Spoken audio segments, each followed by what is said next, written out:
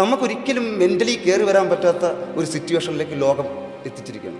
ഈ സീറ്റിൽ ഇരിക്കാൻ വരെ ഞാനിപ്പോൾ ഭയപ്പെടുന്നതിൻ്റെ പിന്നിൽ, അല്ലെങ്കിൽ എനിക്ക് ആ ധൈര്യം ഇല്ലാത്തതിൻ്റെ പിന്നിൽ ആ ഫിലോസഫിയാണ്.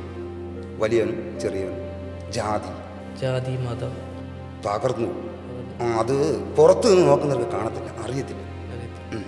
ഒരു രാജ്യത്തിന് വേണ്ടി ഇവിടെ ആരും വർക്ക് ചെയ്യുന്നില്ല, അവൻ്റെ കമ്മ്യൂണിറ്റിക്കാണ് വർക്ക് ചെയ്യുന്നത്.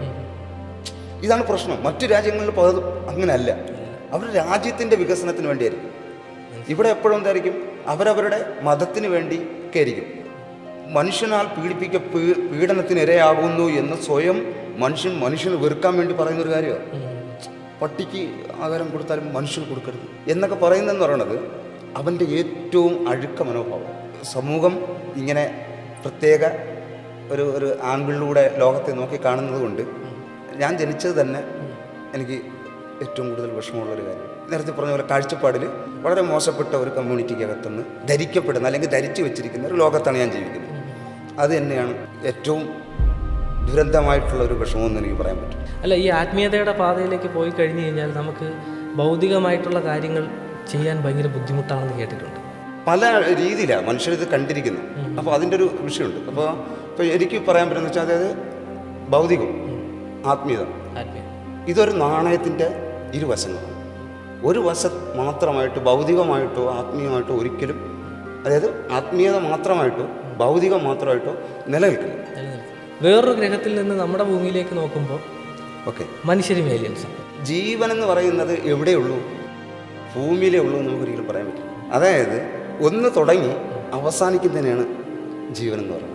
ഞാനിപ്പോൾ ഭയപ്പെടുന്നതിൻ്റെ പിന്നിൽ, അല്ലെങ്കിൽ എനിക്ക് ആ ധൈര്യം ഇല്ലാത്തതിൻ്റെ പിന്നിൽ ആ ഫിലോസഫിയാണ്. വലിയവനും ചെറിയവനും ജാതി തകർന്നു. അത് പുറത്തു നിന്ന് നോക്കുന്നവർക്ക് കാണത്തില്ല, അറിയത്തില്ല.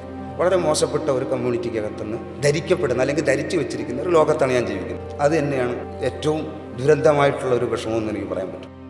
ഹായ്, ഹലോ, നമസ്കാരം. എൻ്റെ പേര് വിഷ്ണു രാംദാസ്. ഇതൊരു പുതിയ യൂട്യൂബ് ചാനലാണ്, എല്ലാവരും ചെയ്യുന്നത് പോലെ ഒരു പോഡ്കാസ്റ്റ് ചാനലാണ്. അപ്പോൾ ഞാനൊരു പുതിയതായിട്ടൊരു പോഡ്കാസ്റ്റ് ചാനൽ തുടങ്ങുമ്പോൾ എനിക്ക് സംസാരിക്കാനായിട്ട് ഫസ്റ്റ് എപ്പിസോഡിൽ തന്നെ സംസാരിക്കാനായിട്ട് ഞാൻ ഉദ്ദേശിച്ച് വെച്ചിരുന്ന ഒരു ടോപ്പിക് ഉണ്ടായിരുന്നു. ഞാനൊരു 1 year മുന്നേ പ്ലാൻ ചെയ്തായിരുന്നു, പക്ഷേ ഇപ്പോഴാണത് നടന്നത്. സ്പിരിച്വൽ അവേക്കനിങ്, മാനിഫെസ്റ്റേഷൻ, ഇൻഡ്യൂഷൻ, ഇങ്ങനെയുള്ള കുറച്ച് ടോപ്പിക്കുകളാണ് നമ്മളിന്ന് സോഷ്യൽ മീഡിയയിൽ കണ്ടുവരുന്നത്. എല്ലാവർക്കും ഫെമിലിയർ ആയിട്ട് വരുന്നൊരു ടോപ്പിക്ക് തന്നെയാണ്. അപ്പോൾ ഇന്ന് എൻ്റെ കൂടെ സംസാരിക്കാനായിട്ട് എത്തിയിട്ടുള്ളത് എനിക്ക് ഏറ്റവും വേണ്ടപ്പെട്ട ഒരു സുഹൃത്തു കൂടിയാണ്, സുഭാഷ് സുകുമാരി ഈച്ചർ. നമസ്കാരം. നമസ്കാരം. അപ്പോൾ സുഭാഷ് ഏട്ടാ, അപ്പോൾ നോർമൽ പ്രേക്ഷകർക്ക് എന്താണ് സ്പിരിച്വൽ അവേക്കനിങ്, അതായത് എന്താണ് ആത്മീയത അല്ലെങ്കിൽ ആത്മീയം എന്ന് പറഞ്ഞ വാക്കിനെ നമുക്ക് എങ്ങനെ വ്യാഖ്യാനിക്കാം? എൻ്റെ അഭിപ്രായത്തിൽ ഈ സ്പിരിച്വൽ അല്ലെങ്കിൽ ആത്മീയതയും സെക്സിനെയും ഞാൻ ഒരേപോലെയാണ് കാണുന്നത്. അതെങ്ങനെയാണ്? അതിൻ്റെ കാരണം എന്ന് പറഞ്ഞു കഴിഞ്ഞാൽ, നമ്മൾ ജനിക്കുന്നത്, നമ്മുടെ ജനനം സെക്സിലൂടെയാണ്. അതായത് നമ്മുടെ അച്ഛൻ്റെയും അമ്മയുടെയും സെക്സിലൂടെയാണ് നമ്മൾ ജനിക്കുന്നത്, മനസ്സിലല്ലേ? പക്ഷേ അതേപോലെ തന്നെയാണ് ആത്മീയതയും. എപ്പോഴും നമ്മൾ സെക്സ് കൊണ്ടു നടന്നാൽ, അല്ലെങ്കിൽ ആ സെക്സ് വളരെ പ്രധാനപ്പെട്ടതാണെങ്കിലും എപ്പോഴും നമ്മൾ ആ സെക്സ് ഉണ്ടെങ്കിലും എത്ര മോശപ്പെട്ടവരാകും. മനസ്സിലായില്ലേ? അപ്പോൾ അതുപോലെയാണ് ആത്മീയതയും. അത് ലയിച്ച് മനുഷ്യനിൽ തന്നെ എന്ത് ചെയ്യണം, ലയിച്ച് നിൽക്കുന്നതാണ്. സെക്സ് ഇല്ലാതെ നമുക്ക് രൂപം ഉണ്ടാവില്ല.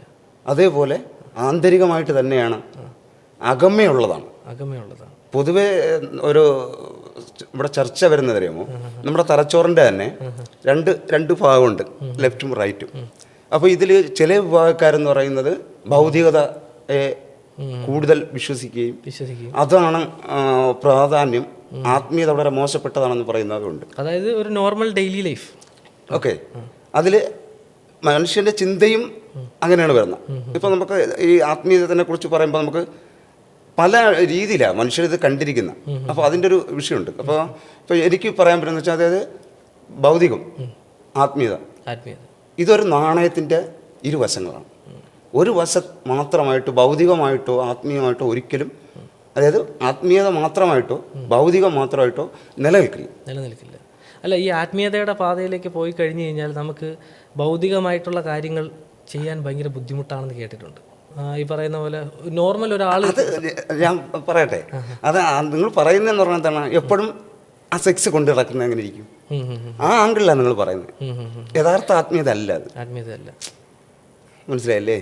അപ്പോൾ ഞാൻ ആദ്യമേ തന്നെ പറഞ്ഞു, സെക്സ് എത്ര പ്രധാനമാണ്, അതില്ലാതെ പറ്റില്ല. അത് നമ്മളെ സൊസൈറ്റി അല്ലെങ്കിൽ എല്ലാ പ്രകൃതിയിലുള്ള എല്ലാ ജീവജാലങ്ങളും വളരെ പ്രധാനപ്പെട്ടതാണ്. പക്ഷേ ഇത് മോശപ്പെട്ട രീതിയിൽ പോയാലോ, നമ്മുടെ മക്കൾ മോശപ്പെട്ട രീതിയിൽ ഈ സെക്സ് തന്നെ ഒരു സൊസൈറ്റിയുടെ അനുവാദമില്ലാതെ അല്ലെങ്കിൽ അധികമായിട്ടൊരവസ്ഥയിലോട്ട് മാറിയാലോ? അപ്പോൾ എൻ്റെ ഒരു ചോദ്യം എന്താണെന്ന് വെച്ച് കഴിഞ്ഞാൽ, എല്ലാവരും ആത്മീയതയുടെ പാതയിൽ പോയി കഴിഞ്ഞാൽ ലോകം നശിക്കും. അല്ല, അതാണ് ഞാൻ പറഞ്ഞത്. നമ്മളെ കയ്യിലിരിക്കുന്ന ഒരു നാണയത്തിൻ്റെ ഒരു വശം മാത്രം കൊണ്ട് കിടക്കാൻ പറ്റുമോ? കൊണ്ടുവരാൻ പറ്റില്ല. ഇല്ല, അത് ഇരുവശങ്ങളും കൂടി ഉള്ളതാണ്. അതായത് ആത്മീയതയും ഭൗതികം എന്ന് പറഞ്ഞാൽ ആന്തരികമായിട്ട് അകമേ പോകുന്നതാണ്. ഇല്ലാത്ത ഒന്നിനെക്കുറിച്ച് ചിന്തിച്ചാൽ അത് അന്ധവിശ്വാസം എന്ന് പറയണമെങ്കിൽ റൈറ്റ് സഹോദരന്മാർ ഈ ഫ്ലൈറ്റിനെ കുറിച്ച് അതില്ലാത്ത സമയത്ത് ചിന്തിച്ചതല്ലേ? അത് ശരിയാണ്. അപ്പോൾ ഇല്ലാത്ത ഒന്നിനെക്കുറിച്ച് ചിന്തിച്ചാൽ അന്ധവിശ്വാസം എന്ന് പറയാൻ പറ്റില്ല. അല്ലെങ്കിൽ അതിനെ അതായത് ആത്മീയതയെ നിലവിലൊരു അന്ധവിശ്വാസത്തിൻ്റെ ഒരു അടിസ്ഥാനത്തിൽ കാണുന്നുണ്ട്. അത് കാണുന്ന എന്താണെന്ന് പറഞ്ഞാൽ പ്രധാനമായിട്ടും അതായത് ഞാൻ തലച്ചോറിനെ കുറിച്ച് പറയാൻ വന്നല്ലോ. ഈ ഇരുവശങ്ങളെക്കുറിച്ച് ഞാൻ പറഞ്ഞതിൻ്റെ പ്രധാനപ്പെട്ട കാര്യം എന്ന് വെച്ചാൽ, നമ്മുടെ റൈറ്റും ലെഫ്റ്റും നോക്കിക്കഴിഞ്ഞാൽ ഭൗതികപരമായി കൂടുതൽ വിശ്വസിക്കുന്നവരുടെ ലെഫ്റ്റ് ബ്രെയിൻ മാത്രമാണ് വർക്ക് ചെയ്യുന്നത്. അതറിയാം. ആത്മീയപരമായി വിശ്വസിക്കുന്ന ആൾക്കാരുടെ ഇടയിലേക്ക് ചെന്നാലോ, പ്രണയം, ആത്മീയത, ഇതെല്ലാം റൈറ്റ് ബ്രെയിനാണ് കൂടുതൽ വർക്ക് ചെയ്യുന്നത്. അവൻ്റെ റൈറ്റ് സൈഡാണ് വർക്ക് ചെയ്യുന്നത്. അവന് ഭാവന ഇല്ലാതെ എന്ത് ചെയ്യാൻ പറ്റും? പ്രണയം ഉണ്ടാവുമോ? ചിന്തകൾ എപ്പോഴും നിൽക്കുന്നത് ലെഫ്റ്റ് ബ്രെയിനാണ്. അല്ല ഇതിൽ റൈറ്റാണ്. അപ്പോൾ ഒരു ബേസിക് ഒരു ചോദ്യം എന്താണെന്ന് വെച്ച് കഴിഞ്ഞാൽ, ഈ ഒരു നോർമൽ ഒരു ഡെയിലി ലൈഫിൽ ജീവിച്ചു പോകുന്ന ഒരാളും ആത്മീയത പാതയിൽ ജീവിച്ചു പോകുന്ന ആളും തമ്മിലുള്ള മെയിൻ ഡിഫറൻസ് എന്തൊക്കെയാണ്? അപ്പോൾ നോർമലും ആത്മീയത, അത് ഭൗതികം ആത്മീയതയാണ്. അതായത് ഭൗതികപരമായിട്ട് ജീവിക്കുന്ന ഒരാൾ, അത് മാത്രമായി ജീവിക്കുന്ന ഒരാളും ആത്മീയത ഉള്ളിലുള്ള ഒരാളും തമ്മിലുള്ള വ്യത്യാസം. ആത്മീയത ഉള്ളിലാണല്ലോ ഉള്ളത്. അല്ല, ഉള്ളിലുണ്ടെന്നുള്ളതല്ല, സൂക്ഷ്മതയിലാണ്. മനസ്സിലല്ലേ? ഇതൊരു ഭൗതികപരമായ ഒരു ഇതാണ്. ഇതിൻ്റെ ഏറ്റവും ഇത് ഈ രൂപത്തിലേക്ക് ആകുന്നതിന് മുമ്പുള്ള ഇത് എത്ര ഘടകങ്ങൾക്ക് കൂടി ചേർന്നായിരിക്കും ഉണ്ടായിട്ടുള്ളത്. അത്രയും സൂക്ഷ്മതയിലേക്ക് കടന്നു ചെല്ലലാണ് ആത്മീയത, അല്ലാതെ മറ്റൊരു സംഭവം ഇല്ല. എൻ്റെ ഒരു അഭിപ്രായമാണ്. മനസ്സിലല്ലേ? മനസ്സിലായി. സൂക്ഷ്മതയിലേക്ക് നമ്മൾ പോകുമ്പോൾ, അതായത് ചെറു ഘടകങ്ങളിലേക്ക് പോകുമ്പോൾ അത്രയും സൂക്ഷ്മമായി നോക്കിക്കാണാൻ നമ്മളെ ബ്രെയിനെ അനുവദിക്കലാണ് ആത്മീയത. നിങ്ങളുടെ മനസ്സിലുള്ളൊരു വൃക്ഷത്തെ ഒന്ന് മനസ്സിൽ കണ്ടേ? വൃക്ഷം നിങ്ങൾക്ക് ഇഷ്ടപ്പെടില്ല? ഓക്കെ. അതിൻ്റെ നിറം പച്ച, മണം എല്ലാം നിങ്ങൾ കണ്ടില്ലേ? അതിൻ്റെ വേരുണ്ടോ? വേര് കണ്ടില്ല. അതാണ് ആത്മീയത. മനസ്സിലായി. അതാണ് ആത്മീയത. മനസ്സിലായി. അതിൻ്റെ ഉറവിലേക്ക് പോവാം.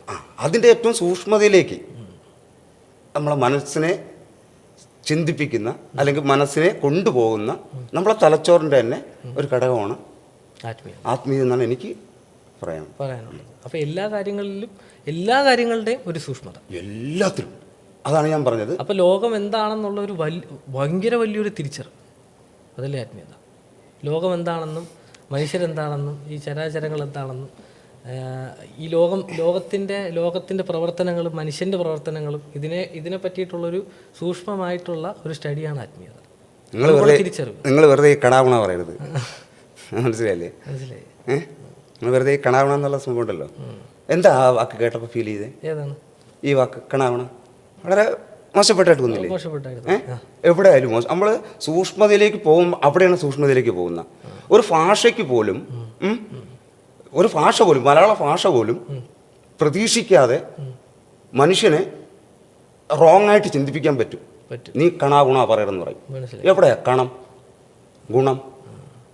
ഈ രണ്ട് വാക്കിനെ എടുത്തു നോക്കിയാൽ നിങ്ങൾക്ക് എവിടെയാ വെറുപ്പ് വന്ന്? മനസ്സിലായില്ലേ? വെറുപ്പ് വന്ന്. അപ്പം ഇത് കണമെന്ന് പറഞ്ഞാൽ ഇത് തന്നെയാണ് ഭൗതികവും ആത്മീയവുമായ രണ്ട് വാക്കാണ് ഞാൻ പറഞ്ഞത്. പക്ഷെ അത് പരസ്യമായിട്ട് പറയാൻ പലർക്കും ഇഷ്ടപ്പെടില്ല. കണം ഏറ്റവും ചെറുത്. മനസ്സിലല്ലേ? ഇതൊക്കെ നമ്മൾ മഞ്ഞുകണങ്ങൾ, ജലകണികകൾ, ഏറ്റവും ചെറിയ കണങ്ങൾ. ഇപ്പം എന്താണ് ദൈവകണം വരെ ഇപ്പം ശാസ്ത്രം കണ്ടെത്തി. ഓക്കെ അല്ലേ? ആ കണം ഗുണം അത് സംസാരിച്ച് വന്നപ്പോഴാണ് വേറൊരു കാര്യം എനിക്ക് ചോദിക്കാനായിട്ട് തോന്നിയത്. നമ്മൾ ഈ ആത്മീയതയുടെ പാതയിലേക്ക് പോകുമ്പോൾ നമുക്ക് ആത്മീയതയുടെ പാതയിൽ ചിന്തിക്കുന്ന ആൾക്കാരാണ് കൂടുതൽ മാനിഫെസ്റ്റേഷൻ ചെയ്യുന്നത്. ഞാൻ പറഞ്ഞില്ലേ, ഈ പ്രകൃതിയിൽ മാനിഫെസ്റ്റേഷൻ ചെയ്യുകയല്ലോ, അത് നടക്കുകയാണ്. അല്ല, നമുക്കിപ്പോൾ ഞാൻ ഉദ്ദേശിച്ചത് നമുക്കിപ്പോൾ ഒരു ആഗ്രഹം ഉണ്ടെങ്കിൽ, ഞാൻ സോഷ്യൽ മീഡിയയിലേക്ക് കണ്ടത്, നമുക്കിപ്പോൾ ഒരു ആഗ്രഹം ഉണ്ടെങ്കിൽ അത് മാനിഫെസ്റ്റ് ചെയ്ത് എടുക്കാൻ പറ്റും. ആഗ്രഹങ്ങൾ കൊണ്ട് നമ്മൾ ആഗ്രഹം എന്ന് പറയല്ലേ, ആഗ്രഹം കൊണ്ട് നിറയ്ക്കലല്ല സത്യത്തിൽ, ഇമോഷണൽ കൊണ്ട് നിറയ്ക്കണേ. ഇമോഷൻസ് ഒരിക്കലും നമ്മളൊരു 100 കാര്യങ്ങൾ ഇങ്ങനെ ആവർത്തിച്ച് ചിന്തിക്കുകയാണ്. പക്ഷെ ഒരു കാര്യം നമ്മൾ അതിൻ്റെ ഓപ്പോസിറ്റ് ചിന്തിക്കുകയാണ്. ഈ 100 കാര്യം ചിന്തിച്ചാലാണോ ഏറ്റവും കൂടുതൽ ഇമോഷൻസ് ഉള്ളത്, ഈ ഒരു കാര്യം ചിന്തിച്ചാലാണോ എന്നുള്ളതാണ് പ്രധാനം. മനസ്സിലായി. ആ ഒരു കാര്യം ചിന്തിച്ചാൽ അത് നടക്കും. അതായത് റോങ് ആയിരിക്കും, നെഗറ്റീവ് ആയിരിക്കും.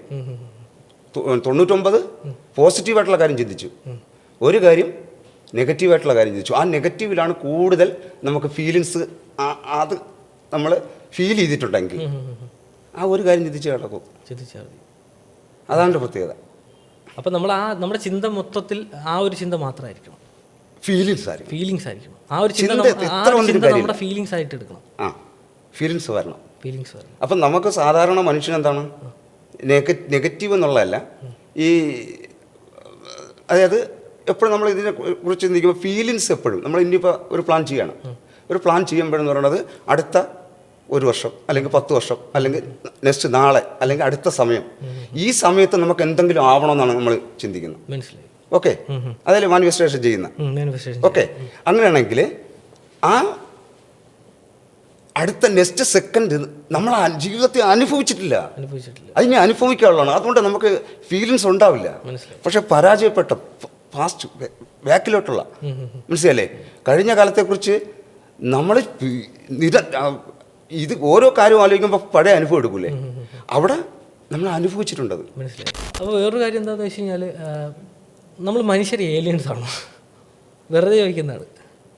നമ്മൾ മനുഷ്യനെ എങ്ങനെ ഏലിയൻസ് ആയിട്ട് കണക്കാക്കാം? അത് വലിയ എന്താണ്, ഇപ്പോൾ പല രീതിയിലും നമുക്ക് സങ്കല്പിക്കാൻ പറ്റും. അതിൻ്റെ ഒരു കാരണം എന്ന് പറഞ്ഞു കഴിഞ്ഞാൽ, മറ്റ് ജീവികൾക്കൊന്നും ഇതുവരെ ഭൂമി വിട്ട് പോകാൻ പറ്റിയിട്ടില്ല. ശരിയാണ്. മനുഷ്യൻ ഭൂമി വിട്ട് പോകുന്നുണ്ടെങ്കിൽ മനുഷ്യൻ ഭൂമിയിലേക്ക് വന്നതാണോ എന്നും സംശയിക്കേണ്ടതുണ്ട്.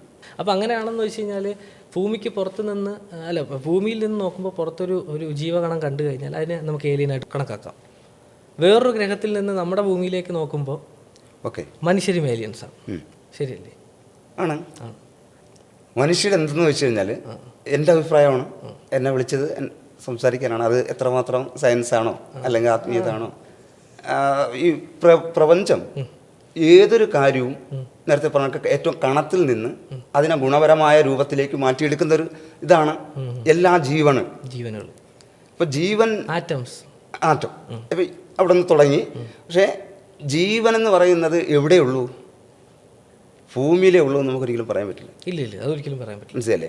എന്നാൽ വേറെ ഭൂമിക്ക് പുറത്ത് എവിടെയെങ്കിലും കണ്ടിട്ടുണ്ടോ? അതുമില്ല. രാംദാസ്? ഇല്ല, ഞാൻ കണ്ടിട്ടുണ്ട്. എവിടെ? ഭൂമിക്ക് പുറത്ത്. അതായത് ഒന്ന് തുടങ്ങി അവസാനിക്കുന്നതിനാണ് ജീവൻ എന്ന് പറയുന്നത്. പക്ഷെ നമ്മൾ സങ്കല്പിച്ചിരിക്കുന്ന ഇവിടെ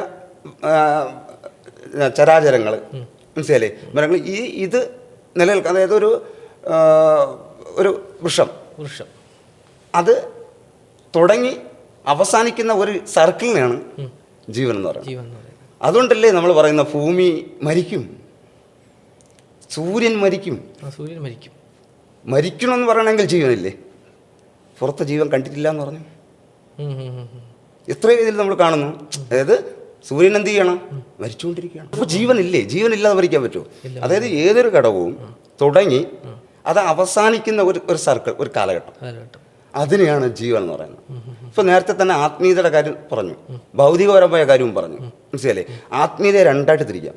എങ്ങനെയൊക്കെ തിരിക്കാം? അതായത് ഒന്ന്, നിലവിൽ ദൈവത്വവാദം അല്ലെങ്കിൽ ദൈവത്തെ വിശ്വസിക്കുന്ന ഒരു സെറ്റപ്പുണ്ട്. ദൈവത്തെ വിശ്വസിക്കുന്ന ഒരു ഓക്കെ, അറിയാം. മണ്ണിലും തൂണിലും തുരുമ്പിലും എല്ലാത്തിലും ദൈവമുണ്ട്.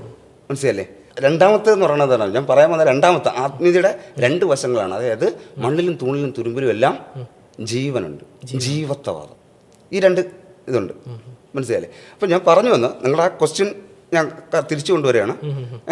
അതായത് ഈ ഓരോ പ്രപഞ്ചം ഓരോന്നും ഉൽപ്പാദിപ്പിക്കുമ്പോൾ അത് നശിപ്പിക്കാനുള്ള ഒരു സാധനമാണ് അതിനകത്ത്. അതെ, ശരിയാണ്, ശരിയാണ്. മനസ്സിലായില്ലേ? ഇരുമ്പ് എങ്ങനെയാണ് ഈ തുരുമ്പായിട്ട് അതിന് നാളെ സമയത്ത് അത് ഇരുമ്പില്ലാതാവണം, ശരിയാണ്. അത് നിലനിൽക്കില്ല. അപ്പോൾ അങ്ങനെ വരുമ്പോൾ എൻ്റെ അഭിപ്രായത്തിൽ മനുഷ്യനെന്ന് പറയുന്നത് ഭൂമിയെ ഇല്ലാതാക്കുന്ന ഒരു തുരുമ്പായിട്ടാണ് എനിക്ക് കാണാൻ കഴിഞ്ഞിട്ടുള്ളത്. അത് ശരിയെന്നോ തെറ്റൊന്നല്ല ഞാൻ പറയുന്നത്. പ്രപഞ്ചത്തിന് ആവശ്യമാണ്, പ്രപഞ്ചം തന്നെയായിരിക്കും ചെയ്യുന്നത്. മനസ്സിലായി? അതായത് ബാക്കി എല്ലാ ജീവജാലങ്ങളെയും ഇവിടെ സൃഷ്ടിച്ചു. ആ സൃഷ്ടിച്ചതിൽ ഓരോന്നിനെയും ഇല്ലാതാക്കുന്നതിന് ഇപ്പോൾ ഉദാഹരണം, നമ്മൾ മരണപ്പെട്ടു, നമ്മളെ ബോഡി നമ്മൾ തീർന്നു എന്ന് പറയും, നമ്മുടെ ജീവൻ തീർന്നു എന്ന് പറയും. പക്ഷേ ഇത് അവസാന നമ്മുടെ ഓരോ കോശവും ഇല്ലാതാക്കാനുള്ള ഘടകം വരെ നമ്മളെ ബോഡിയിൽ ഇട്ടിട്ടുണ്ട്. അതവിടെ തീരാൻ പറ്റില്ല, ഇല്ലാതാക്കണം. അത് പ്രപഞ്ചത്തിൻ്റെ ആവശ്യമാണ്. കാരണം അസ്ഥികൂടമായി നമ്മൾ ദ്രവിച്ചു പോകുന്നവരെ അതുവരെ അതിനകത്ത് വർക്കുണ്ട്. പ്രപഞ്ചത്തിന് ചില ഉത്തരവാദിത്തങ്ങളുണ്ട് ഇതിനെ പൂർണ്ണമായി ഇല്ലാതാക്കാൻ. അപ്പം അതേപോലെ നേരത്തെ ചോദിച്ച ചോദ്യം ഉണ്ടല്ലോ, മനുഷ്യൻ. ഇപ്പോൾ ഞാൻ പറഞ്ഞില്ലേ ഈ കണാഗുണ എന്ന് പറഞ്ഞ അത് ഞാൻ പറയുന്നുണ്ട്. മനുഷ്യൻ ആ വാക്കിനോടുള്ളൊരു വെറുപ്പും സത്യത്തിൽ ആ മലയാളത്തിൽ അതിൻ്റെ യഥാർത്ഥ അർത്ഥം എന്താ? ഇപ്പം മനുഷ്യൻ ചിന്തിക്കപ്പെടുന്നത് വേറെ രീതിയിലാണ്. അതായത് എങ്ങനെ മാറ്റിയെടുക്കാൻ പറ്റും. ഇപ്പോൾ രാംദാസ്, ഓക്കെ, ഇവിടെ നിരവധി പീഡനങ്ങൾ നടക്കുന്നു. ഓരോ പീഡനം നടക്കുമ്പോഴും രാംദാസ് നടന്നു എന്ന് പറഞ്ഞു നോക്കിയേ. ഭാവിയിൽ രാംദാസ് ഏതർത്ഥം വരും? മനസ്സിലായി. എന്താണ് ദൈവം? അതായത് ദൈവം എന്താണ്? ദൈവത്തിനെ നമുക്ക് എങ്ങനെ വിശേഷിപ്പിക്കാം? മനുഷ്യരിൽ എങ്ങനെ ദൈവം ഉണ്ടാവുന്നു? ഞാൻ പറഞ്ഞുതരാം. അതായത് ദൈവവിശ്വാസം കൊണ്ട് മാത്രം മനുഷ്യനെ ഏറ്റവും കൂടുതൽ വേർതിരിക്കുന്നു. അവർ ഏകീകരിക്കാൻ വേണ്ടിയല്ല. പ്രപഞ്ചത്തിലെ നിറം, നേരത്തെ പറഞ്ഞതുപോലെ ഒരു നിറം നിങ്ങൾക്ക് ഇഷ്ടവും മറ്റ് അനേകം നിറങ്ങൾ സ്വഭാവമായി നിങ്ങൾ വെറുക്കപ്പെട്ടത് ശരിയല്ലേ? ഒരു വിഭാഗം ജനത അവർ മാത്രമേ അവരെ ഇഷ്ടപ്പെടുന്നു. മനസ്സിലല്ലേ? അതായത് ഈ ഇഷ്ടം കൊണ്ട് മാത്രം ശത്രുത ഉണ്ടാകുന്നതാണ്. അപ്പം ശരിക്കും ദൈവം ഉണ്ടോ? ഇല്ല, ദൈവം എന്ന് പറഞ്ഞ കൺസെപ്റ്റ് ഞാൻ നേരത്തെ പറഞ്ഞില്ലേ. ഞാനൊരു കാര്യം പറയാം. ഇപ്പോൾ രാംദാസിൻ്റെ കയ്യിൽ ഒരു 3 ലളിതമായിട്ട് പറയണം, ഒരു 5 തേങ്ങ ഇരിക്കുന്നു വിചാരിക്കുക. ഓക്കെ, അവിടെ നിന്ന് 3 തേങ്ങ എനിക്ക് കിട്ടി, 2 തേങ്ങ നിങ്ങൾക്ക് കിട്ടി. ആർക്കായിരിക്കും ഏറ്റവും കൂടുതൽ സന്തോഷം ഉണ്ടാവുക? 3 തേങ്ങ കിട്ടിയ അല്ലേ? ഈ ദൈവം എന്ന് പറഞ്ഞ കൺസെപ്റ്റും അതാണ്.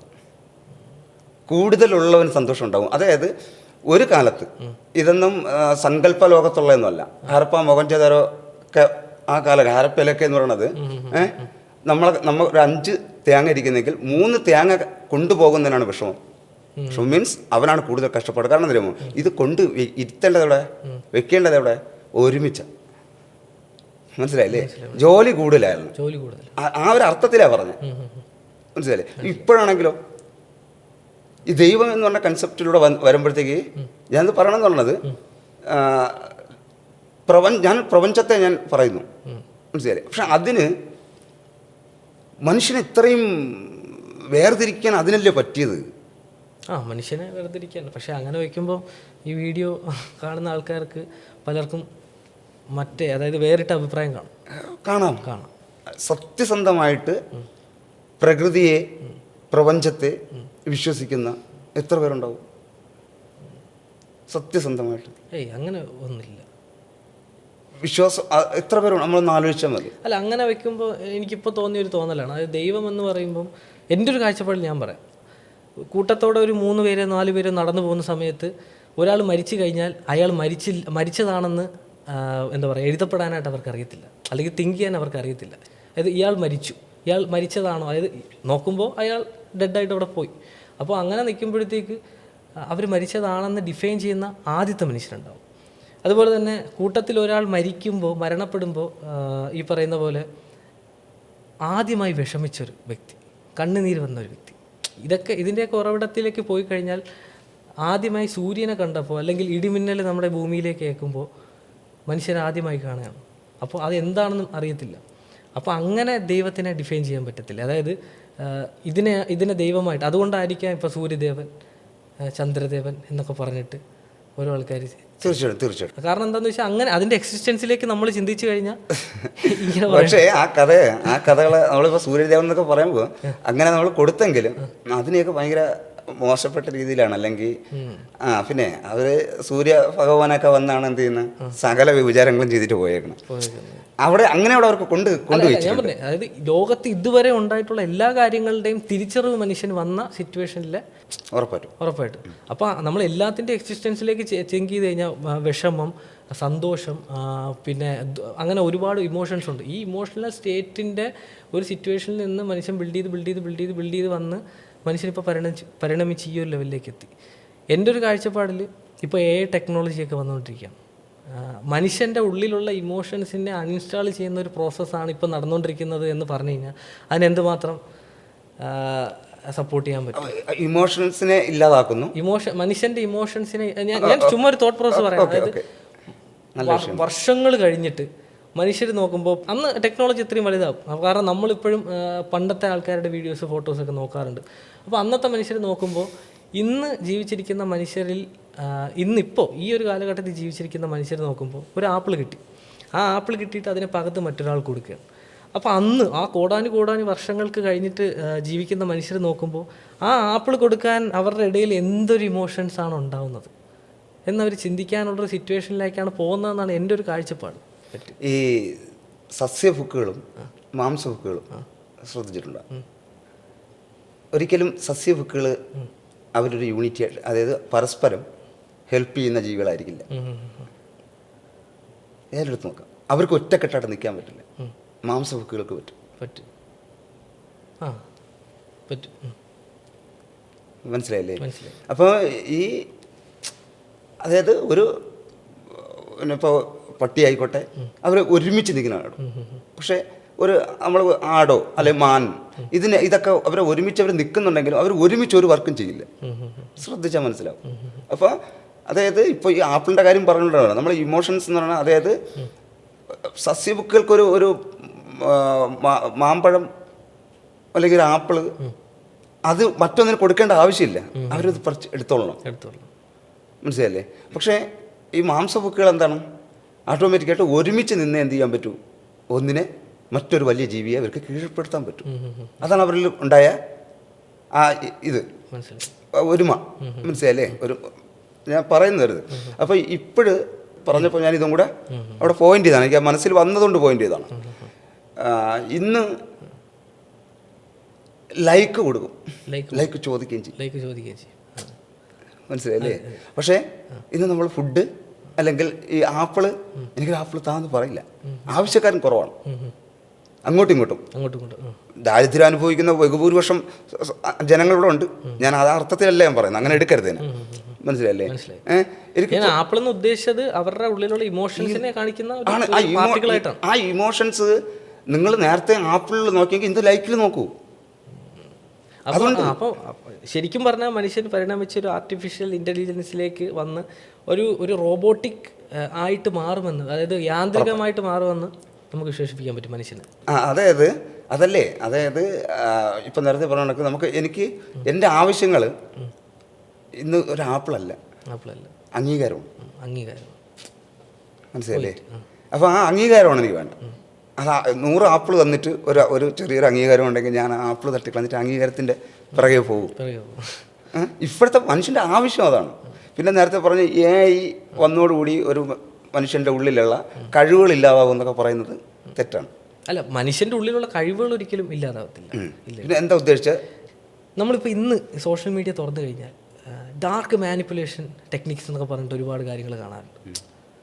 അപ്പോൾ ഒരു 2000-ൽ ജനിച്ചിരുന്ന ഒരു വ്യക്തിക്ക് മറ്റൊരു വ്യക്തിയെ കാണുമ്പോൾ ഒരു നല്ലൊരു, അതായത് ഒരു മനുഷ്യനായിട്ട് കാണാനായിട്ടാണ് അവർക്ക് ആഗ്രഹിക്കുന്നത്. ഇന്നത്തെ സമൂഹത്തിലെ ഒരു വിഭാഗം ആൾക്കാർ ഇതിനെ കാണുന്നത് എങ്ങനെയാണെന്ന് വെച്ച് കഴിഞ്ഞാൽ, അവർ ഈ സോഷ്യൽ മീഡിയ ഒക്കെ നോക്കുമ്പോൾ ഡാർക്ക് മാനിപ്പുലേഷൻ ടെക്നിക്സൊക്കെ കിട്ടിയിട്ട് ഒരു മനുഷ്യൻ്റെ ചലനങ്ങളും അവൻ്റെ നോട്ടങ്ങളും അവൻ്റെ പ്രവൃത്തിയും അവൻ്റെ എല്ലാ കാര്യങ്ങളും മനുഷ്യൻ പഠിച്ചുകൊണ്ടിരിക്കുക.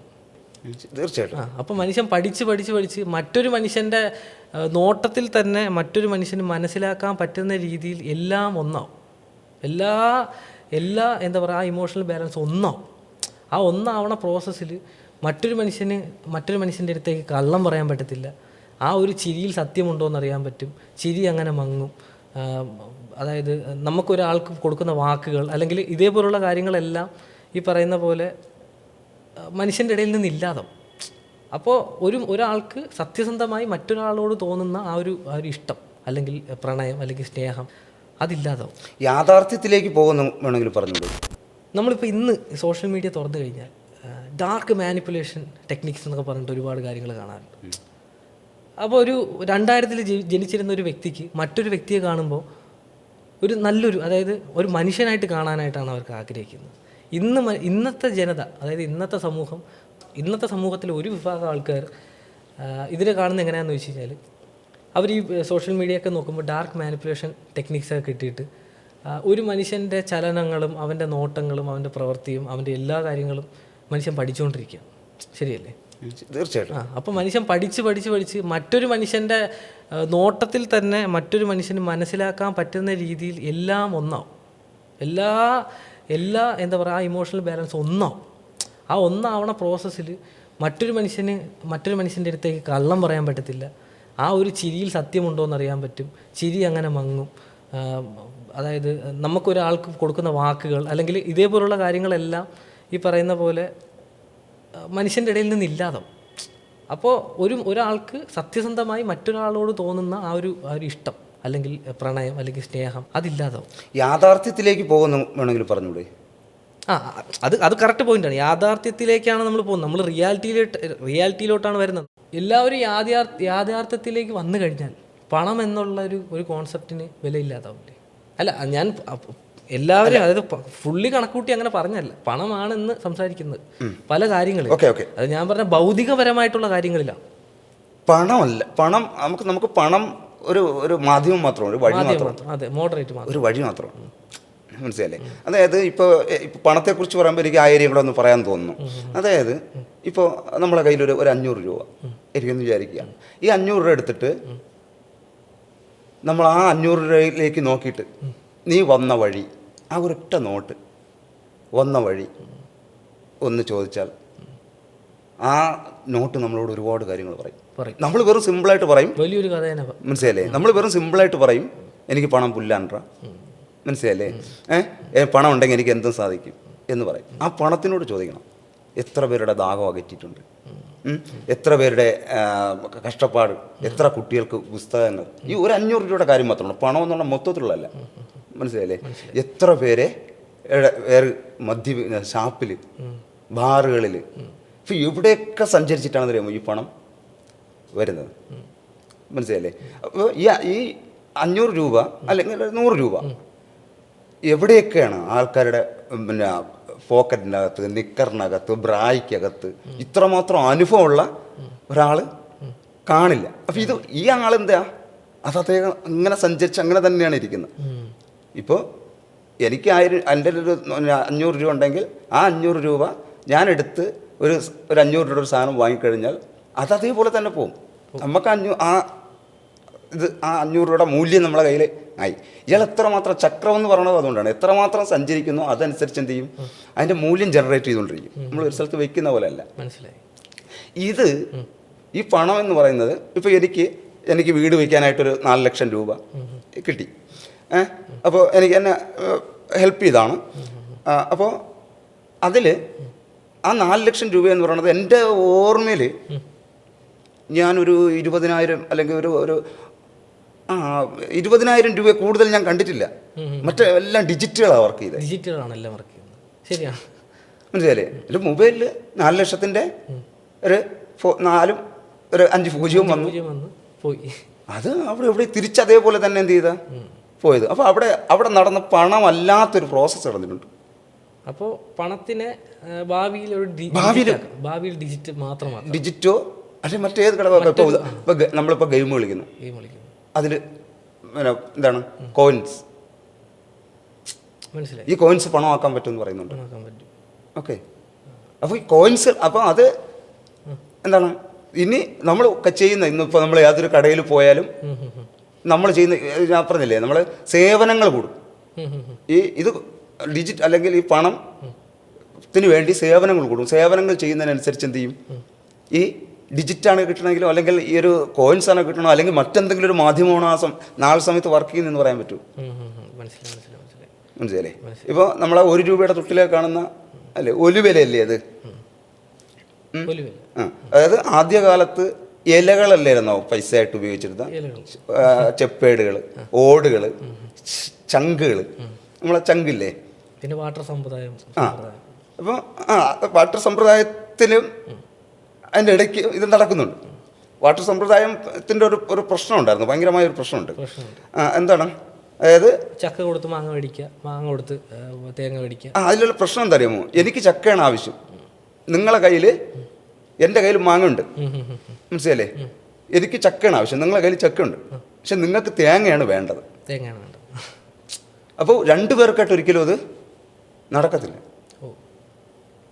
കാരണം എനിക്ക് ആവശ്യമുള്ള നിങ്ങളിലുണ്ട്, നിങ്ങൾക്ക് ആവശ്യമുള്ളതല്ല എൻ്റെ ഇരിക്കുന്നത്. ഓക്കെ, അപ്പോൾ അത് അവരെ കണ്ടെത്തണം. കണ്ടെത്തിയാൽ മാത്രമേ നടക്കൂ. അതിൽ നിന്നാണ് പിന്നെ എന്ത് ചെയ്യുന്ന ഈ ഇലയും അല്ലെങ്കിൽ ഇത്തരം മാധ്യമങ്ങളിലേക്ക് മാറിയത്. പക്ഷേ വാട്ടർ സമ്പ്രദായം ആയിരുന്നെങ്കിൽ മറ്റൊരു ഉപയോഗം ഉണ്ടായിരുന്നു. എല്ലാവരുടെ വീട്ടിലും എന്തെങ്കിലും ധാന്യങ്ങൾ കാണുമായിരുന്നു. ഇപ്പം ഇല്ല. അല്ല, അതിൽ വേറൊരു കാര്യം, ഇത്രയും സംസാരിച്ചത് നമ്മൾ സ്പിരിച്വലിൻ്റെ പാതയിൽ മാത്രം ചിന്തിച്ചാൽ മാത്രമല്ലേ നമുക്ക് ഈ ഒരു രീതിയിൽ തിങ്ക് ചെയ്യാൻ പറ്റുള്ളൂ. ഞാൻ നേരത്തെ അത് തുടക്കം വരെ പറഞ്ഞത് ഒരുപക്ഷെ അത് 2 അർത്ഥത്തിലോട്ട് പോയാന്ന് തോന്നുന്നു. അതായത് ഒരു ആശയം, ഒരു കാര്യം, അതിനെ ആദ്യമായി നമ്മൾ ചിന്തിക്കപ്പെടുന്ന, ആന്തരികമായിട്ട് ചിന്തിക്കപ്പെടുന്ന കാര്യത്തെയാണ് ആത്മീയത എന്ന് എനിക്ക് പറയാൻ പറ്റും.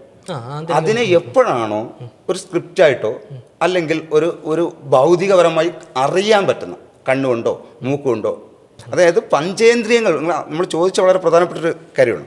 പഞ്ചേന്ദ്രിയങ്ങൾ വഴി മനസ്സിലാക്കാൻ പറ്റിക്കഴിഞ്ഞാൽ അത് ഭൗതികമായി. നിങ്ങൾ ദൈവം എന്ന് പറയുന്ന ഇത് പറയുമ്പോൾ തന്നെ നമ്മളിപ്പോൾ പറയും നമ്മൾ ദൈവം, ആത്മീയത ഇതാണ് എന്ന് പറഞ്ഞു കഴിയുമ്പോൾ അത് ഭൗതികമായി. ഇത് പറയാൻ പോലും പറ്റാത്ത ആന്തരികമായിട്ട് കിടക്കുന്ന കാര്യമാണ് ആത്മീയത. മനസ്സിലല്ലേ? പഞ്ചേന്ദ്രിയങ്ങൾ കൊണ്ട് മനസ്സിലാക്കുന്നതിന് മുമ്പുള്ള ഒരു വിഷയത്തെയാണ് ആത്മീയത എന്ന് പറയാൻ പറ്റും. മനസ്സിലല്ലേ? അതായത് എനിക്ക് ഒരു ആശയം, അതിന് രൂപം കൊടുക്കും. രൂപം കൊടുത്ത് ഒന്നി എഴുത്തിലൂടെ, അല്ലെങ്കിൽ നിങ്ങൾക്ക് കാണാൻ പറ്റുന്ന കണക്ക്, അല്ലെങ്കിൽ നിങ്ങൾക്ക് സ്പർശിക്കാൻ പറ്റുന്ന കണക്ക്, അങ്ങനെ മറ്റൊരാൾക്ക് മനസ്സിലാക്കി കൊടുക്കാൻ പറ്റുന്ന ആ നിമിഷം അത് ഭൗതികമായി അല്ലെങ്കിൽ സയൻസായി. ഓക്കെ, ഞാൻ ഇതാണ് ഉദ്ദേശിച്ചത്. അപ്പോൾ ഇത്രയും പറഞ്ഞ ഒരു സ്ഥിതിക്ക് മനുഷ്യന് 2 ടൈപ്പ് ഓഫ് മൈൻഡുകളുണ്ടെന്ന് എനിക്ക് മനസ്സിലാക്കാൻ പറ്റിയ ഒരു കാര്യമാണ് ഇത്രയും സംസാരിച്ചതിൽ. Conscious mind, sub conscious mind. അപ്പോൾ എന്താണ് ഈ കോൺഷ്യസ് മൈൻഡും പിന്നെ സബ് കോൺഷ്യസ് മൈൻഡും? മെയിൻ ഡിഫറൻസ് എന്താണ് ഇത് രണ്ടും? ഇത് കോൺഷ്യസ് മൈൻഡും സബ് കോൺഷ്യസ് മൈൻഡും നിരവധി വീഡിയോസിലുള്ളതാണ്. എല്ലാവർക്കും ഇപ്പോൾ അറിയാവുന്നൊരു ഏരിയയാണ്. ഈ നേരത്തെ പറഞ്ഞ നമ്മളെ ബോധ മനസ്സും ഉപബോധ മനസ്സും, പിന്നെ അബോധ മനസ്സുണ്ട്. മനസ്സിലല്ലേ? അത് ക്ലാരിറ്റി അല്ല ഇപ്പോഴും, അല്ല എന്നാണ് എനിക്ക് അറിയാൻ കഴിഞ്ഞിട്ടുള്ളത്. ഞാൻ ഓക്കെ, അപ്പോൾ അതുകൊണ്ട് നമ്മളെപ്പോഴും കോൺഷ്യസ് മൈൻഡും സബ് കോൺഷ്യസ് മൈൻഡും മാത്രം പറയുന്നത്.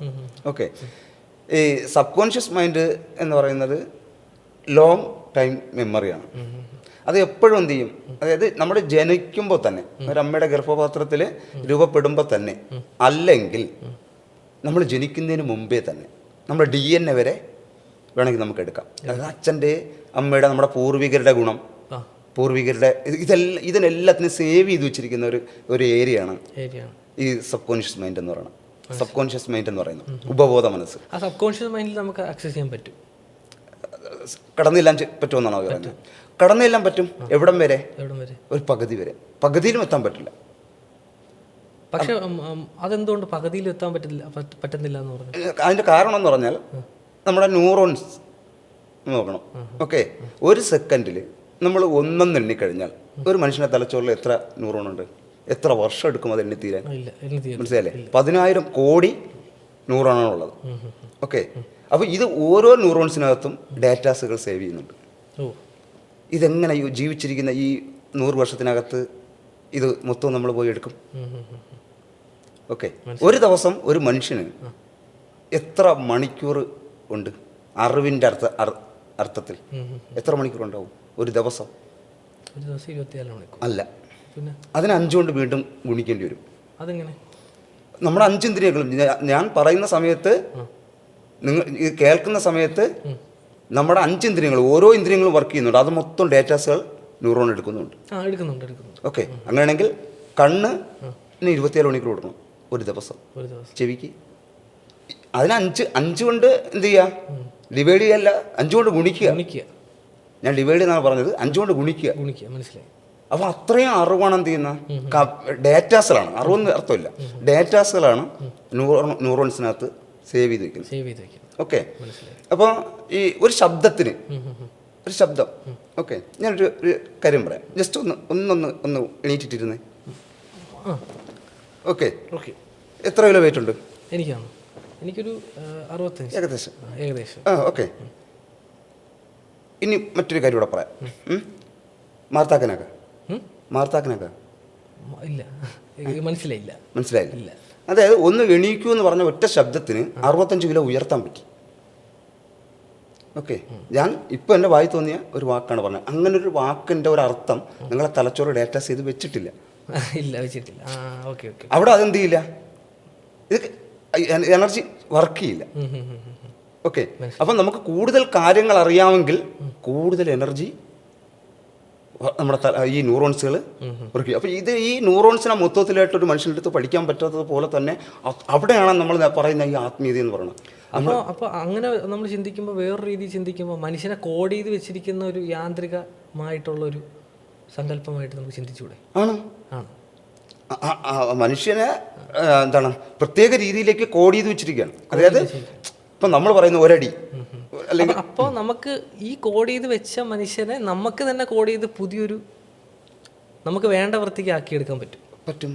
അതുകൊണ്ടല്ലേ ലോക രാജ്യങ്ങൾ, അതായത് എന്ത് നിങ്ങളിപ്പോൾ ഇട്ടിരിക്കുന്ന ഡ്രസ്സ് ഇത് പ്ലാൻ ചെയ്തിട്ടുണ്ട്. നമ്മൾ പറയില്ലേ, അതായത് മനുഷ്യൻ എങ്ങനെ ആയിത്തീരണം, അവൻ്റെ സങ്കല്പം എങ്ങനെ ആവണമെന്നുള്ളത് സെറ്റാക്കി വെച്ചിട്ടുണ്ട് ഓൾറെഡി. അതായത് മനുഷ്യൻ തന്നെ സെറ്റാക്കി വെച്ചിട്ടുണ്ട്. അത് അവൻ്റെ വിശ്വാസമായിട്ട് ബന്ധപ്പെട്ടായിരിക്കാം, മനസ്സിലല്ലേ, അവൻ്റെ കമ്മ്യൂണിറ്റിയായിട്ട് ബന്ധപ്പെട്ടായിരിക്കാം. അപ്പം അതിനകത്തൂടെ അവനത് ദർശിക്കാൻ പറ്റും. ഇപ്പം ഞാൻ ഒരു ചെറിയ കാര്യം പറയാം, വളരെ പ്രധാനപ്പെട്ട ഒരു കാര്യമാണ്, പറയട്ടെ. പകല് മനുഷ്യൻ ഒരു പൂട്ടിയിട്ട റൂമിനകത്താണ്. രാത്രി തുറന്ന ഒരു ലോകത്താണ് ജീവിക്കുന്നത്. എങ്ങനെ സ്വീകരിക്കാൻ പറ്റുമോ ആ വാക്കിനെ? രാത്രി തുറന്ന ലോകത്തും പകല് അടഞ്ഞ ലോകത്തുമാണ് ജീവിക്കുന്നത്. മനസ്സിലായോ? ഇല്ല അല്ലേ? അതായത് സൂര്യനിൽ നിന്ന് സൂര്യപ്രകാശം ഭൂമിയിലേക്ക് എടുക്കുന്നതെന്ന് പറയുന്നത് 8 മിനിറ്റാണ്. 8 മിനിറ്റ് 20-22 സെക്കൻഡ്, അങ്ങനെ ചെറിയ വ്യത്യാസങ്ങളുണ്ടാവും. ഓക്കെ, പകല് ഒരു 8 മിനിറ്റ് പ്രകാശ വർഷം വരുന്ന ഒരു റൂമിനകത്താണ് മനുഷ്യൻ ജീവിക്കുന്നത്. അതിനപ്പുറത്തേക്ക് മനുഷ്യന് കാണാൻ പറ്റില്ല. പക്ഷെ രാത്രിയാണെങ്കിലോ, സൂര്യപ്രകാശം ഇവിടെ എത്താൻ എടുക്കുന്ന സമയം 8 മിനിറ്റ് ആണെങ്കിൽ മറ്റ് നക്ഷത്രങ്ങൾ നിൽക്കുന്നത് 1000, 5000 പ്രകാശ വർഷം അകലെയാണ്. അപ്പോൾ അതിനെ നമുക്ക് കാണാൻ പറ്റും. അപ്പം ശരിക്കും പറഞ്ഞാൽ മനുഷ്യൻ തുറന്ന ലോകത്ത് ജീവിക്കുന്നത് എപ്പോഴാണ്? രാത്രിയാണോ പകലാണോ? രാത്രിയാണ്. ഇതുപോലെയാണ് ഇതുപോലെയാണ് വിശ്വാസങ്ങൾ. മനസ്സിലല്ലേ? അതായത് നമ്മൾ ഇപ്പോൾ നേരത്തെ പറഞ്ഞതിൻ്റെ കാര്യം തന്നെ, നമ്മളിലേക്കൊരു വിശ്വാസം സെറ്റ് ചെയ്തിട്ടുണ്ട്. അതിനകത്ത് അപ്പം സൂര്യനെ പോലെ അതിനപ്പുറത്തേക്ക് മനുഷ്യന് ചിന്തിക്കാൻ പറ്റത്തില്ല. അങ്ങനെയെങ്കിൽ അതുകൊണ്ട് അവൻ്റെ മതം, മനസ്സിലല്ലേ, അവൻ്റെ നേരത്തെ പറഞ്ഞ കൊടി, ഇതിലെല്ലാത്തിലും ഇത് സൂര്യനെ പോലെ ഇങ്ങനെ തിളങ്ങി നിൽക്കുകയാണ്. ഓക്കെ, അപ്പോൾ അതിനപ്പുറത്തേക്കൊരു ലോകം കാണാൻ പറ്റില്ല. അതിൻ്റെ ഓപ്പോസിറ്റ് നിൽക്കുന്ന ആളുടെ മനുഷ്യൻ്റെ ഒരവസ്ഥയും മനുഷ്യന് കാണാൻ പറ്റില്ല. അപ്പോൾ കാരണം മറ്റ് നക്ഷത്രങ്ങളെ കാണാനേ പറ്റത്തില്ല, ഇതിനകത്തായിപ്പോവും. അപ്പോൾ നമ്മൾ വിശ്വസിച്ചിരിക്കുന്ന, നമ്മൾ നിരന്തരം കൊണ്ടുപോകുന്നതിൽ ജസ്റ്റ് ഒന്ന് കണ്ണടയ്ക്കലാണ് മെഡിറ്റേഷൻ. ഓക്കെ, അതായത് ആ സൂര്യനിൽ നിന്ന് നമ്മൾ കണ്ണടച്ച് ഇരുട്ട് സെറ്റ് ചെയ്യുക എന്ന് പറയുന്നത് എന്താണ്? അതിനപ്പുറത്തേക്കുള്ള, അപ്പുറത്ത് നിൽക്കുന്ന മനുഷ്യനെയും കൂടി, അപ്പുറത്ത് നിൽക്കുന്ന ജീവിയെയും കൂടി, അപ്പുറത്ത് നിൽക്കുന്ന ഫിലോസഫിയെയും കൂടി ചിന്തിക്കാനും കാണാനും പറ്റണമെങ്കിൽ നമ്മളെ നേരെ നിൽക്കുന്ന സൂര്യപ്രകാശത്തിൽ നിന്ന് അല്പം കണ്ടടക്കേണ്ടതുണ്ട്. എങ്കിൽ മാത്രമേ നമുക്കത് പൂർണ്ണമായിട്ടും എന്താണ് മറ്റൊന്നിനെയും കൂടി സ്നേഹിക്കാൻ പറ്റും. അല്ലെങ്കിൽ നമ്മൾ വിശ്വസിച്ച് തന്നെയായിരിക്കും ശരി. അല്ല, ഇപ്പം നമ്മൾ സംസാരിച്ചു. അപ്പം നമുക്ക് ഇനി വേറൊരു കാര്യം സംസാരിക്കണം എന്ന് വെച്ചാൽ, ഈ സംസാരിച്ച വിഷയമായിട്ട് തിരിച്ചിട്ട് വേറൊരു കാര്യം സംസാരിക്കും, മനുഷ്യബന്ധങ്ങൾ. ഓക്കെ. അപ്പം ഞാൻ സുഭാഷ് ചേട്ടൻ ചോദിക്കുകയാണെന്നുണ്ടെങ്കിൽ, സുഭാഷ് ചേട്ടന് എപ്പോഴും ഓർമ്മയിൽ നിൽക്കുന്ന ഒരു അനുഭവം എന്താണ്? അനുഭവം എന്ന് പറയുമ്പോൾ നല്ല അനുഭവങ്ങളാണോ മോശം അനുഭവങ്ങളാണോ? വിഷമിക്കുന്ന. നേരത്തെ പറഞ്ഞത് സമൂഹം ഇങ്ങനെ പ്രത്യേക ഒരു ആംഗിളിലൂടെ ലോകത്തെ നോക്കി കാണുന്നത് കൊണ്ട് ഞാൻ ജനിച്ചത് തന്നെ എനിക്ക് ഏറ്റവും കൂടുതൽ വിഷമമുള്ളൊരു കാര്യമാണ്. എങ്ങനെയെന്ന് വെച്ച് കഴിഞ്ഞാൽ, നേരത്തെ പറഞ്ഞ പോലെ കാഴ്ചപ്പാടിൽ വളരെ മോശപ്പെട്ട ഒരു കമ്മ്യൂണിറ്റിക്കകത്തുനിന്ന് ധരിക്കപ്പെടുന്ന അല്ലെങ്കിൽ ധരിച്ചു വെച്ചിരിക്കുന്ന ഒരു ലോകത്താണ് ഞാൻ ജീവിക്കുന്നത്.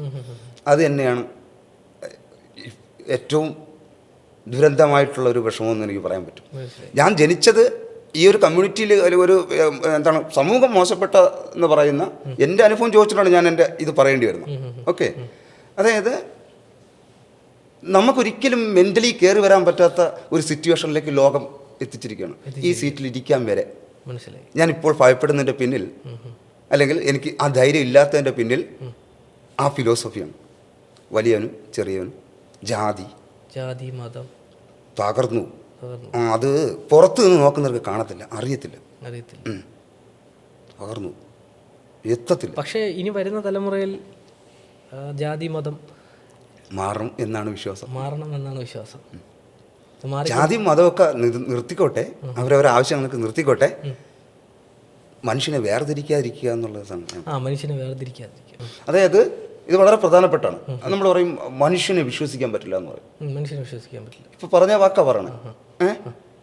അമ്മ, അച്ഛൻ, ഇത് നമ്മളെപ്പോഴും മനുഷ്യനാൽ പീഡനത്തിന് ഇരയാകുന്നു എന്ന് സ്വയം മനുഷ്യന് വെറുക്കാൻ വേണ്ടി പറയുന്നൊരു കാര്യമാണ്. പട്ടിക്ക് ആഹാരം കൊടുത്താലും മനുഷ്യന് കൊടുക്കരുത് എന്നൊക്കെ പറയുന്നതെന്ന് പറയണത് അവൻ്റെ ഏറ്റവും അഴുക്ക മനോഭാവം. കാരണം എന്താണ്? നിങ്ങളും പറയും ഞാനും പറയും. അതിനർത്ഥം എന്താ? നിങ്ങൾ ആ വാക്ക് സ്വാഭാവികമായിട്ടൊരു മനുഷ്യൻ അപ്പുറത്തും പറയും ഇപ്പുറത്തും പറയും. അതിനർത്ഥം എന്താ? നിന്നെ ഞാൻ വിശ്വസിക്കില്ലടാ, നിന്നെ എനിക്ക് വിശ്വസിക്കാൻ കൊള്ളില്ലടാ എന്ന് ഒരു ഇൻഡയറക്റ്റായിട്ട് മനുഷ്യൻ അങ്ങോട്ടും ഇങ്ങോട്ടും പറഞ്ഞുകൊണ്ടിരിക്കുന്ന സാധനമാണ്. എനിക്ക് കള്ളമില്ലെങ്കിൽ അല്ലെങ്കിൽ എൻ്റെ ഉള്ളിൽ ദ്രോഹം ഇല്ലെങ്കിൽ പിന്നെ ഞാൻ ഇതിന് നിങ്ങളെ സംശയിക്കും. ഈ കഞ്ചാവും സ്പിരിച്വൽ അവേക്കനിങ് തമ്മിൽ എന്തെങ്കിലും കണക്ഷൻ ഉണ്ടോ? അല്ല, ആരും ഇതുവരെ സംസാരിച്ചിട്ടില്ലാത്ത ടോപ്പിക്കാണ്. ഓക്കെ. ഞാൻ കുറച്ച് ആൾക്കാരുടെ വീഡിയോസ് കണ്ടതുകൊണ്ട് മാത്രം ഇങ്ങനെ മെൻഷൻ ചെയ്ത് ചോദിക്കുന്നതാണ്. അങ്ങനെയുള്ള ഡ്രഗ്സും ഈ ഒരു പറയുന്ന പോലെ ഡ്രഗ്സ് എന്ന് നമുക്ക് വിശേഷിപ്പിക്കാം, ഡ്രഗ്സും സ്പിരിച്വൽ അവേക്കനിങ്, അതായത് ആത്മീയതയും തമ്മിൽ എന്തെങ്കിലും തരത്തിലുള്ള കണക്ഷൻ ഉണ്ടോ? കണക്ഷൻ ഇല്ല. ആത്മീയതയ്ക്കും കഞ്ചാവിനും കണക്ഷൻ ഇല്ല എന്നാണ് എനിക്ക് പറയാൻ പറ്റുന്നത്. പക്ഷേ ഈ നേരത്തെ പറഞ്ഞില്ലേ, ഏറ്റവും സൂക്ഷ്മതയിലേക്ക് മനുഷ്യൻ ചിന്തിക്കുന്നതാണ് ആത്മീയത. നമ്മൾ തുടക്കം പറഞ്ഞിരുന്നു, മനസ്സിലല്ലേ? അപ്പോൾ മറ്റൊന്നിലും ചിന്തിക്കാതെ ഏതെങ്കിലും ഒരു കാര്യത്തിൽ മാത്രം ചിന്തിക്കാൻ വേണ്ടി ഇത്തരം ലഹരികളൊക്കെ ഉപയോഗിക്കാൻ പറ്റും. ഇപ്പോൾ മനസ്സിലായില്ലേ? അതായത് നമുക്ക് കഞ്ചാവ് ഉപയോഗിച്ചാൽ എന്താണ് നമുക്ക് മനസ്സിലാവുന്ന, ഇപ്പോൾ മദ്യം ഉപയോഗിക്കുന്നവൻ ബഹളം വെച്ചുകൊണ്ടിരിക്കുന്നു, അലച്ചുകൊണ്ടിരിക്കുന്നു.